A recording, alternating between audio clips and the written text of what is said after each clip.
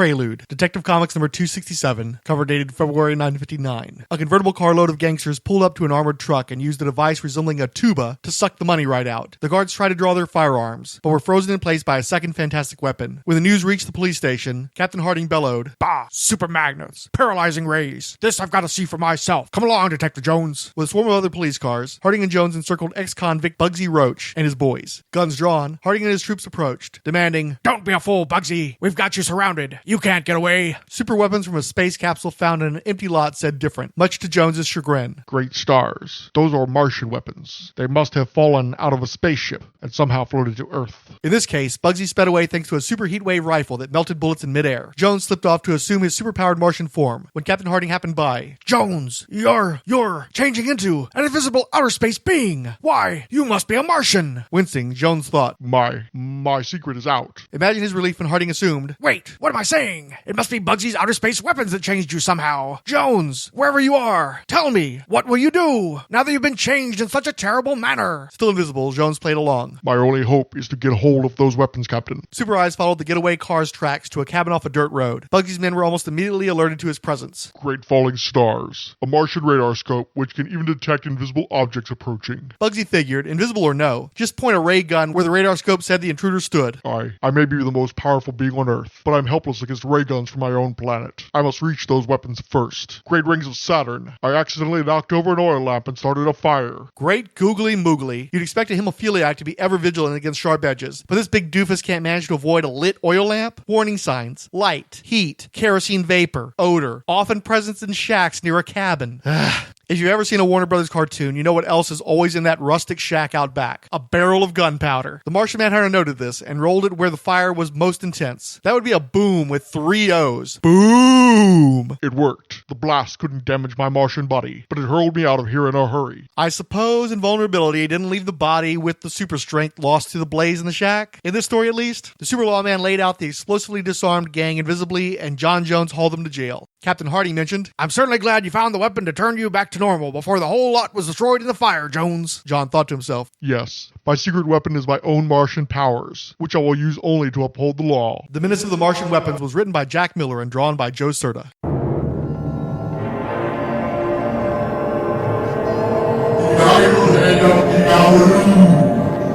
A podcast for John Jones, the Manhunter from Mars, his world, and the vile menagerie of villains he must confront. When the secret origin of the JLA was told in the February 1962 cover-dated Justice League of America number 9, it was stated that the team was celebrating their 3rd anniversary in that very issue. For the more literal-minded, that meant the team formed at a point in 1959, more than half a year before Hal Jordan's debut as Green Lantern in the September-October issue of Showcase number 22. Writer Steve Englehart took this seeming gaffe and turned it into the basis of an extra-length and guest star-packed issue of Justice League in 1977, built on the conceit that a prototype version of the group had a solitary adventure at exactly the 3-year mark, intersecting with national periodical publications' February 1959 cover-dated titles. Comic historians used to make a big deal about a set of DC superheroes who managed to be continuously published from World War II through the fallow post-war period into the Silver Age revival of the genre. Only Superman, Batman, and Wonder Woman maintained their own solo series during this period. Robin, of course, appeared in the Batman titles and in World's Finest alongside Superman and Batman, but his solo strip had ended when Star Spangled Comics was canceled with the July 1952 cover-dated issue number 130. In 1959, Green Arrow and Speedy were appearing as backups in World's Finest Comics and Adventure Comics. Aquaman was also in Adventure Comics, battling a man-made imitator in February's issue number 257. Wonder Woman was on issue 104, in which she battled the Duke of Deception. From there, Englehart looked to newer superhero-related series to draw in his protagonists. Superman's Girlfriend, Lois Lane number 7, was out in February, while Superman's pal, Jimmy Olsen number 34, was out the previous month. The Challengers of the Unknown had debuted exactly 2 years earlier in Showcase number 6, and were on the 6th issue of their eponymous title by this point. The Flash had only just graduated to his own solo title this month, resuming the numbering of the Golden Age Flash series with issue 105. Congo Bill had stayed active since 1940. He even had his own movie serial. At this point, he was active in Action Comics, specifically that month's issue number 249. Just an issue prior, Bill had gained the ability to trade his consciousness with that of the powerful golden Kongorilla. The Adventures of Rex the Wonder Dog number 43 was still on the stands, but sadly the backup feature Detective Chimp wasn't represented here. Adam Strange had debuted in Showcase number 17 just a couple of months prior. Unfortunately for me, Englehart had missed another sci-fi hero I like more, Captain Comet, who had been revived in 1976's Secret Society of Supervillains number 2 after his previous strip had ended with October 1954's Strange Adventures number 49. Tapping out on characters originally published by National, Englehart had to reach backwards and outwards to take fuller advantage of his novel premise. The Blackhawks were published by the competing Quality Comics until the December 1956 cover dated number 104. Then they were released to National periodical publications, who resumed the series with the next issue. DC eventually bought the Blackhawks outright and continued their title for another 12 years, mostly drawn by Dick Dillon until he took over the JLA from Mike Sikowski. The issue contemporaneous to our story's setting was number 133, which introduced Zinda the Lady Blackhawk, but she didn't make it into the retcon. Robot Man had not been seen since Detective Comics number 202, cover dated December 1953, drawn by future Manhunter from Mars artist Joe Certa in the very same title and slot. Vigilante had last appeared in the November 1954 cover-dated Action Comics number 198, and is an oddly controversial inclusion, since most of Greg Sanders' adventures were assumed to have taken place on Earth 2. This is one of only a handful of appearances of the so-called Earth 1 Greg Sanders, even though there being two different versions of the same guy was merely a contrivance for anal retentive continuity nerds rendered moot by Crisis on Infinite Earths anyway. Plastic Man made it all the way to November 1956's issue number 64 before Quality Comics closed down its operations. Unfortunately, National declined to continue his series when they picked up the rights to that company's catalog. The Pliable Paladin could have been one of the greats, riding the second wave of popularity superheroes were only beginning to enjoy, but instead he was mothballed and replaced by the inferior Elongated Man, though not until 1960. It's too bad Englehart didn't take advantage of any other quality acquisitions, though they were typically more steeped in World War II and associated with other Earths in the DC multiverse. Speaking of which, it might have been fun to have Plaz joined by fellow non-DC heavy hitter Captain Marvel, but all the Fawcett characters were on Earth S and still only licensed to DC in 1977. I could talk about how that didn't stop the Big Red Cheese from visiting Vigilante, Plastic Man, and Robot Man on Earth 2 in Roy Thomas's 1980s All-Star Squadron, but I already have a headache and that would just make it worse. Englehart cheated a bit with Rip Hunter, who wasn't published until the May-June cover-dated Showcase number 20. Ironically, John Jones's supposed longtime nemesis Commander Blanks and the White Martians who play the villains in the story didn't exist before 1969, despite being retconned into participating in an epilogue to the 1959 Manhunter from Mars strip we cover at the top of the show. It's funny to me that Englehart's story exists to create retroactive continuity that corrects an error made in a 1961 retcon to provide the JLA with an origin story in which he heavily employs a 1969 retcon used to explain why John Jones remained on Earth to serve the JLA instead of returning to Mars with their help in 1959. And in spite of all that effort, nobody ever figured out why Captain Harding didn't recognize the Martian Manhunter as the same alien Detective John Jones was supposedly turned into by the Martian weapons from earlier the same year. Regardless, Englehart has to be congratulated on the extraordinary effort of undertaking a project like this when there were no comic book stores or internet databases to consult. Never mind that Dick Dillon had to turn out the lengthy Justice League of America number 144 with its dozens of characters as though it were any other issue. The production of this story is as heroic as its subjects. And now, July 1977's The Origin of the Justice League, -1.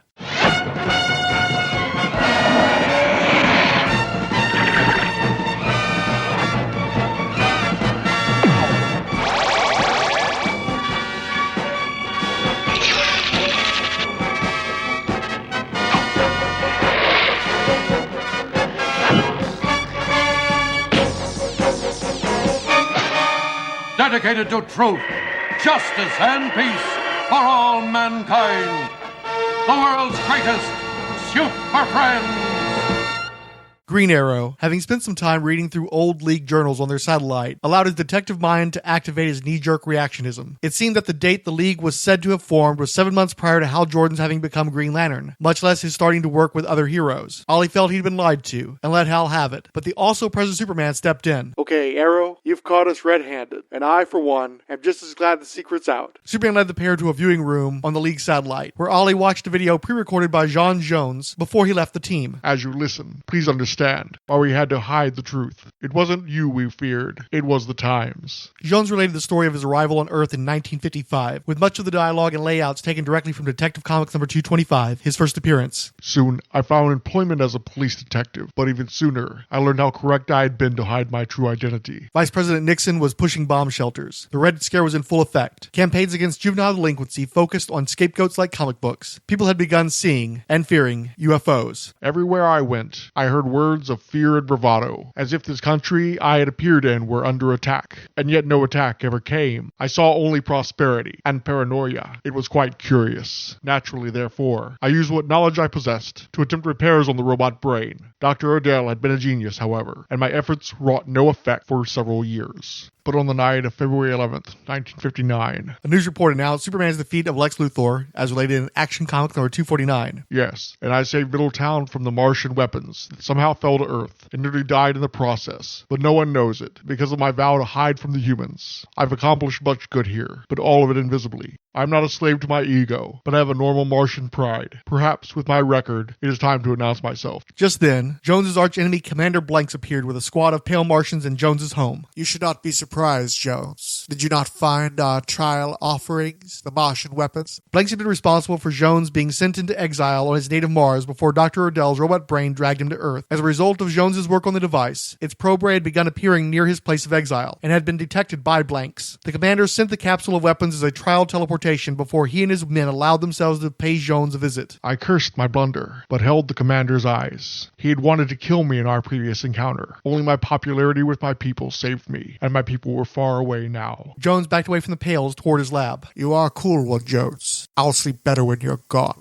Jones reached for a sink with valves marked as air, water, and fire, and set off a blaze. The flames weakened me, though not quite so much in my Earth form, and I was prepared for them. Blanks and his men will be helpless while I escape. Jones waited a half hour for the pales to exit his lab as he had, but none came. Jones cut the main gas supply to find the robot brain melted to slag and his fellow Martians presumably having returned home before it was rendered useless. After this reminder of what I left behind, my homesickness is completely cured. It is just as well. The next morning, an unusually svelte Captain Harding announced pale-skinned aliens were running riot on the south side of town. They had just teleported to safety elsewhere in Middletown. Blanks and his men will stop at nothing. They proved that on Mars. They want me to come to them, and I must oblige. Jones reverted to his Martian form and turned invisible, but one of Blanks' men detected his heartbeat. Jones began throwing fists, while Blanks threw a pistol. You've had your way with the backwoods humans, Jean, but you're as vulnerable as any Martian to this microwave pistol. The beam pained Jones, but he retained his strength and beat the stuffing out of Blanks. Just then a voice demanded Jones should freeze in place. Standing amidst the rubble was a human in scarlet and gold. I had seen some newspaper photos from Central City, but I knew little about the Flash. My initial reaction was instinctive. Jones turned invisible, but Flash moved across the room with speed enough to cover every square inch until he reached the Martian's jaw. It was a trick he'd learned in Flash number 106 a week prior. When faced with the Mirror Master, set on his butt, Jones tried a different approach. Yes, here I am, friend. And I am a friend. It is the pale-skinned Martians who have done the damage here. I sought to stop them, but if you fight for justice, I am on your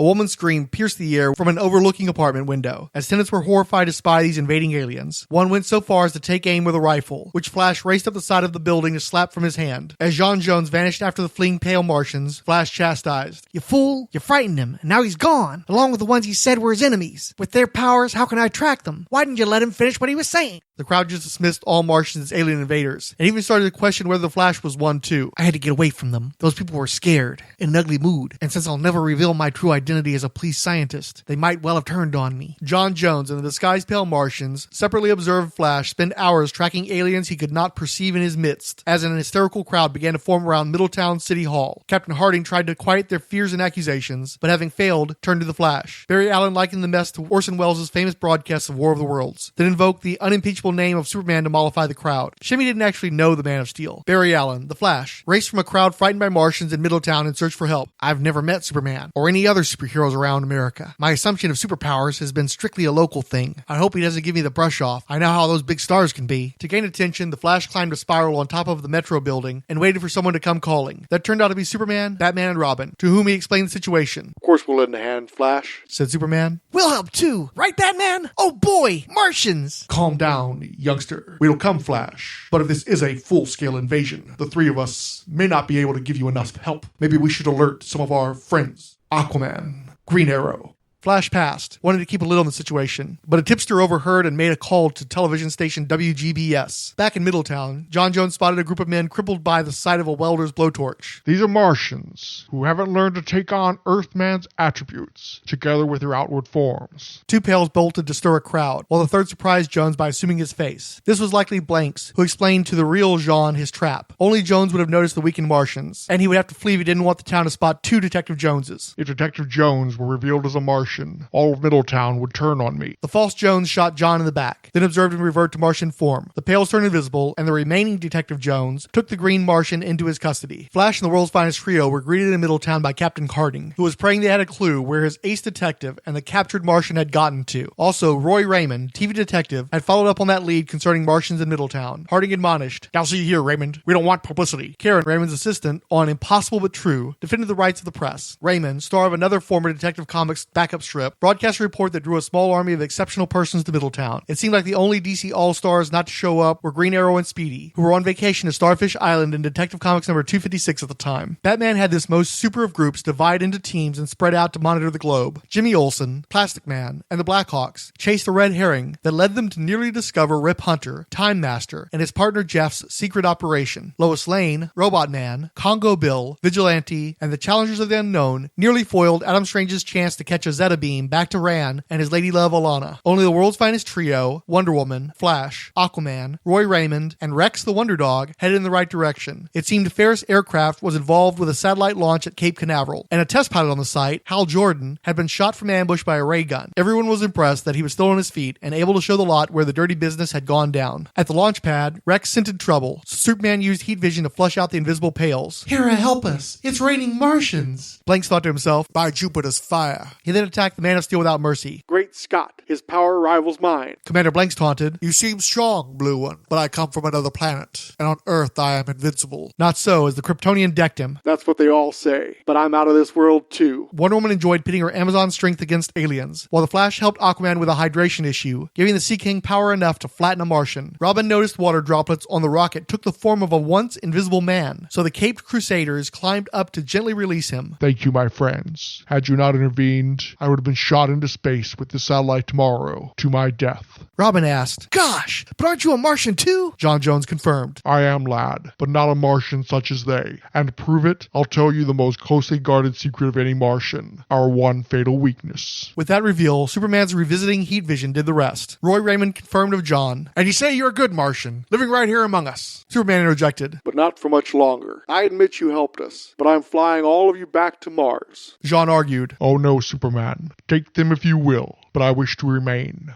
Once I would have sold my soul to return home. Now I see the truth I should have seen years ago. The Mars I loved is gone. It is a world of lost causes and dead dreams. Evil triumphed over good there, but here, on Earth, the eternal struggle continues. Here, one such as I, and one such as yourselves, can still tip the balance the right way. I love my adopted world. It needs a Manhunter from Mars. Superman acknowledged. I can understand that. Flash explained. But the world won't, John. The news stories and hysteria generated in finding you have made it impossible for any Martian, good or evil, to appear now. Aquaman, Wonder Woman, and Superman all agreed that given 6 months for things to calm down, and with their full support as a club, the Martian Manhunter could be accepted by the public. Batman wished to remain a loner, but that didn't work for the Flash. But Batman, a league against evil. Our purpose would be to uphold justice against whatever dangers threatens it. Superman asked that he take his time to think it over, while Raymond did his part by vowing to a press blackout on the affair. And so it was decided. All of us swore silence. The world chalked the Martian invasion up to mass hysteria. It was several months after,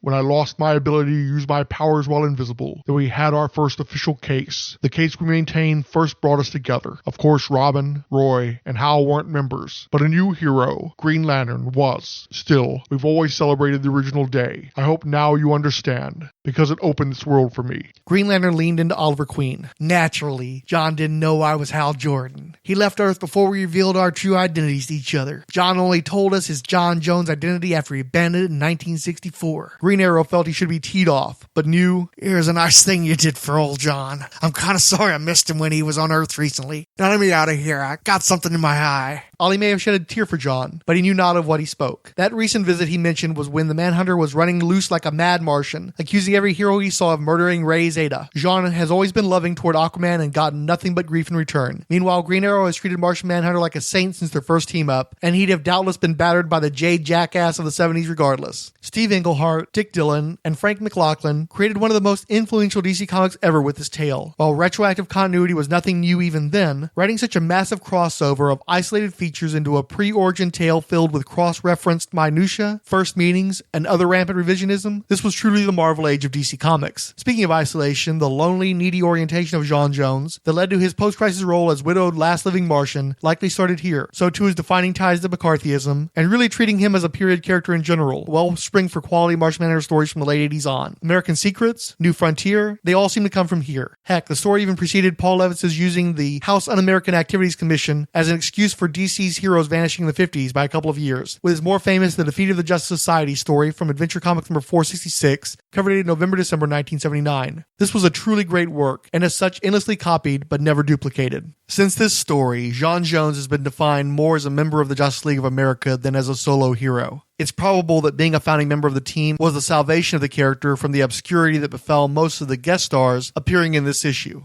The tale introduced the notion of the Manhunter having such strong emotional ties to the team as to see it as his surrogate family. Too often, the sleuth from outer space's very identity has been subsumed by his membership, and in my experience, I've noted that the most dismissive critics of the character usually only know him through his role in the JLA. Despite this ongoing issue, I hold this specific story blameless, since it is saturated with Martian Manhunter history. Besides directly referencing the stories of his origin, Brett, and the cache of Martian weapons, it remains the second and final appearance of Commander Blanks. I feel Blanks is the most important villain in the Alien Atlas's Rogues Gallery, certainly in part due to this story claiming the White Martians as the primary motivation for the very formation of the JLA. It's likely the strong connection of Martians to the JLA also prompted Grant Morrison to use them in his first arc of the hugely successful 1997 revival series, and which remains one of the team's best stories with some of its most oft-referenced highlight moments. As important as the JLA is to J'onn J'onzz, the occasional tale like this one reminds folks how important he has been to the JLA, down to its core. And when the evening comes, we smile. In 1994, 94. Mark Waid, Brian Augustine, and Barry Kitson began exploring the beginnings of the world's greatest superhero team over an epic 12-issue comic maxi series. Dude, I think Mark Waid was still doing Justice League Task Force in 1994. I think you're thinking of 1998. That team was the Justice League of America, and that comic was JLA Year 1. In 2016, 8 podcasts will come together to cover this series in a single month. That month is JL May. Well, if you look at Mike's Amazing World of DC Comics, I think they say the first issue of JLA Year 1 came out in 1997, but I think most people would probably say it was 1998, right? Together. Sorry, I don't mean to step on your ad. You go ahead. Featuring the Fire and Water Podcast, The Power of Fishnets, Waiting for Doom, The Lantern Cast, Supermates Podcast, The Idlehead of Diabolu, Comic Reflections, and Views from the Long Box. Each podcast will cover 1 or 2 issues of JLA Year 1, and then coverage will move from show to show. It all starts in the Fire and Water Podcast with issues 1 and 2. And on the Idlehead, I'm also doing a supplemental thing called JLA Day 1, where I look at JL May, an epic month for an epic series. Available where you find all good podcasts. They'll figure it out. It'll be a link or something. It's fine. I really prefer Superstar. Doom Patrol. 1963. Doom Patrol debut. My Greatest Adventure, issue 80. 1964. My Greatest Adventure renamed Doom Patrol. Issue 85. 1968. Doom Patrol Destroyed. Issue 121. 1976. The new Doom Patrol. Showcase 94. 1987. Doom Patrol Volume 2. Kupperberg Lytle. 1989. Morrison and Case. Issue 19. 1993. Pollack. Issue 64. 2001. Doom Patrol Volume 3. Arkudi Hewitt. 2004. Doom Patrol Volume 4. Burn. Shush. 2009. Doom Patrol Volume 5. Giffen Clark. 2012. 2013. 2014. 2015. 2016. Waiting for Doom, the Doom Patrol podcast, because we're waiting. Available on iTunes, Stitcher Radio, and Podbean.com. Right, I guess that's it for us with these issues. But if you want to continue on with the Love Fest for JLA Year 1, from here you need to listen to the next episode of the Lantern Cast, which should be out a day or two after our episode. And after the Lantern Cast, so they do issues 7 and 8. After the Lantern Cast, you can listen to Cindy and Chris, who do Supermates, the Supermates podcast. They're doing issue 9.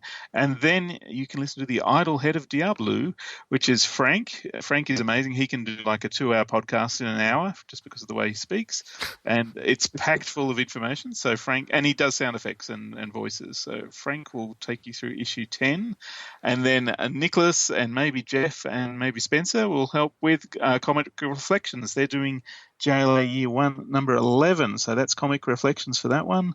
That's just getting towards later in the month, and then the final episode will be Views from the Long Box, doing issue 12. So that's Michael Bailey's podcast. He's a newcomer to podcasts, but we'll put up with him. Anyway, so that's where we go from here. So we'll have a promo now, and then we'll come back with the Mailbag of Doom. To tell you the story of Green Lantern is to tell you the story of the birth of a universe, the origins of DC as a whole. It's a magic emerald meteor from space in the 1940s. It's the establishment of the JSA. It's the birth of the Silver Age. It's the introduction of a universal police force. It's the formation of the JLA. It's the emergence of the multiverse. It's a crisis in both space and time. It's an emerald dawn. And it's an emerald twilight. It's the brightest day. And the blackest night. And the Lantern Cast covers all of this and everything in between. We're Green Lantern's greatest advocates and fiercest critics. We've been fans for years, and it's the reason we're self-proclaimed Lanternologists. So find us on iTunes and Stitcher and give us a listen, because the history of Green Lantern really is the history of the DC Universe, and we've got the interviews, commentaries, reviews, and more to back it up.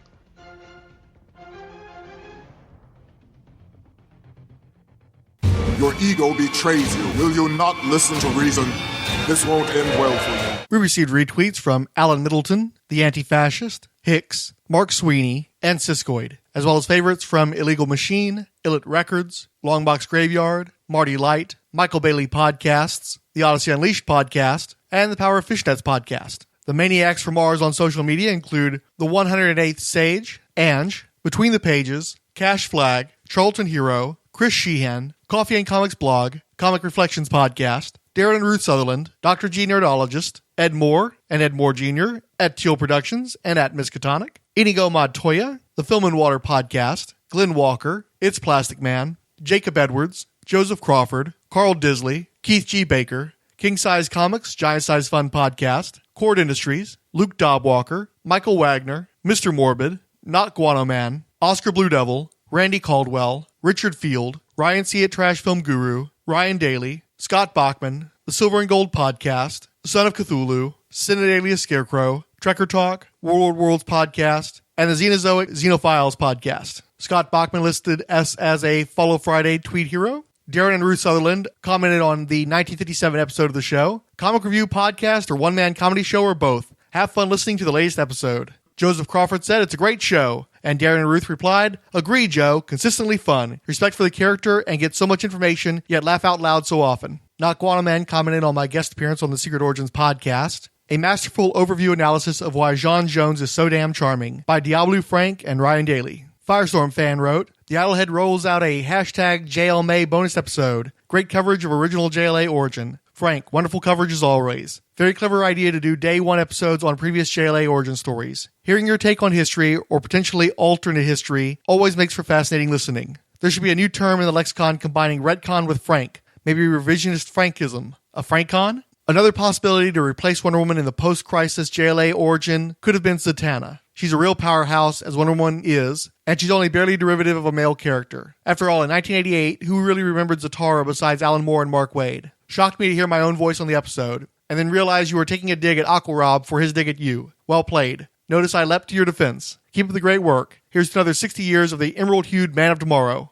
Keith G. Baker tweeted, great show. I'm guessing Brett never misses a bike week in Myrtle Beach. He continued in the comments, great show as always, Frank. I never knew Brett was from Eastern North Carolina. Sure sounds like he's from somewhere down east near the South Carolina border. Maybe Columbus County? Loved how you made Hatteras sound like somewhere Travis Morgan would find a half-baked sorceress. If you ever decide to make it over to the beautiful Outer Banks, here's a helpful guide on pronunciation. Hatteras, North Carolina. Keep up the good work. Can't wait for the next episode about the real first meeting of the JLA. The truth is, I did a fan movie casting for Brett a few years ago, where I went with John Bernthal because I thought he looked the part and he was young enough to play the role in live action. But my first choice was actually another Walking Dead alum, Michael Rooker, who I first saw back in the 80s in Henry Portrait of a Serial Killer. So my understanding is he's from Alabama. I just did my best. I'm glad I landed somewhere remotely resembling human speech, despite the fact that I was supposed to be doing a Martian. Finally, Andrew wrote, Standard Frank knowledge bomb this episode. I liked the Brett story review most of all, as I didn't know anything about it. Great to finally learn when John revealed himself. I think I was so floored by Justice League of America number 200 as a kid that the Appalachian aliens will always be looked upon fondly. I think the tinkering with JLA history became necessary with the crisis, so I didn't mind the Canary inclusion in the new DCU. But I agree, having every single superpowered being defeated by the tree guy does stretch credibility. Anyway, thanks as usual for all the info. Podcast listeners should feel free to leave a comment on one of our blogs, either the Umbrella Rolled Spine podcasts or the specific Idlehead of Diabolu blog. Both are available quite easily through Google searches. You can also shoot me a tweet at Commander Blanks, that's BLANX.